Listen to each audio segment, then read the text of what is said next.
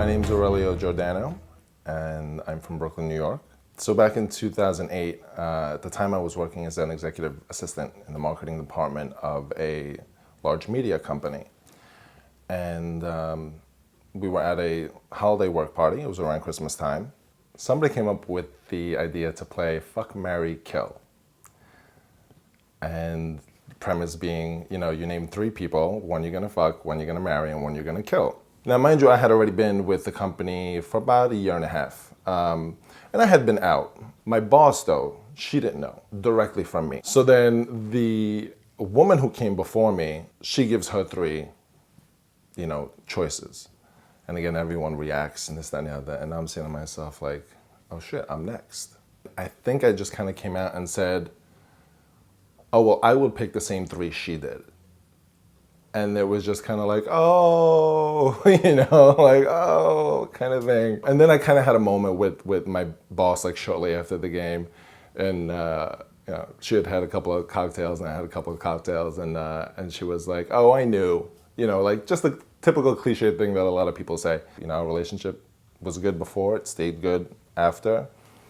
And it wasn't that big of a deal. I can't pinpoint exactly how much time after that Christmas party it had happened, but there was a scenario with this other girl who was in another department. I had never said anything to her directly about my personal life, but I'm sure she must have found out. And she purposely comes over to my cubicle and is like, hey, we were talking about, X, Y, and Z about, Madonna, what do you think about it? Do you like it? And this, that, and the other. And I was just, my reaction at the time was, I answered, whatever. I was like, oh yeah, oh yeah, I heard about it. Oh, I haven't heard it yet. But then I kind of took a minute to reflect upon that. And it was like, she never came to me before to ask me anything about Madonna, But after this Christmas party that I had, supposedly outed myself, now you want to come over and ask me, what my opinion is about the latest, Madonna thing that's out there. It was a bit of I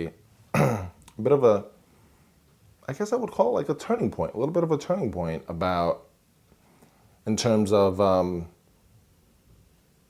being out in the workplace and what role I wanted my personal life to play at my job or in my career. After I had gotten let go from that company, in the year or two to follow, I had decided that I wanted to start a business. I officially started Ace World Travel in June of 2012.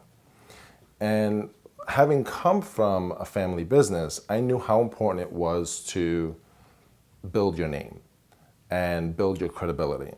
I didn't want to pigeonhole myself, Just like I didn't want to be pigeonholed as the token gay guy, in the office. About 2 years in, I realized, okay, maybe now it is time to study and get to know a little bit more about how to work with different types of people. The LGBT market is something that was always there and was starting to gain presence. Thinking about it, I obviously didn't want to leave that stone unturned, both from a business perspective and personally, because obviously being of the community, I want to service, the community as well. So the first thing I did was join an organization called the IGLTA. It's the International Gay and Lesbian Travel Association. If now I start making it known that I work and sell travel with the LGBT community, what is that going to mean to the public? Because the last thing I want is to be the gay travel agent.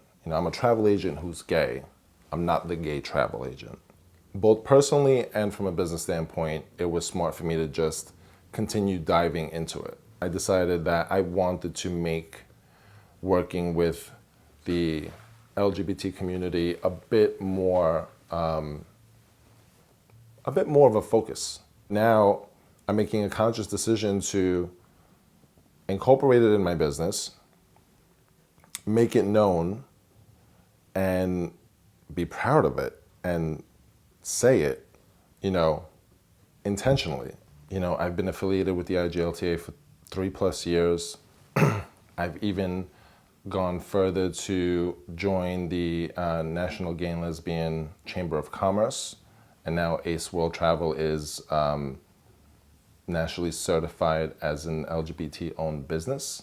It's been many years since I was that guy at that Christmas party that, you know, officially outed himself playing Fuck, Marry, Kill, and who, you know, had a little bit of an issue with being the token gay guy in the office and being asked questions about Madonna. I'm older now and I've grown more into myself and, you know, more comfortable with who I am.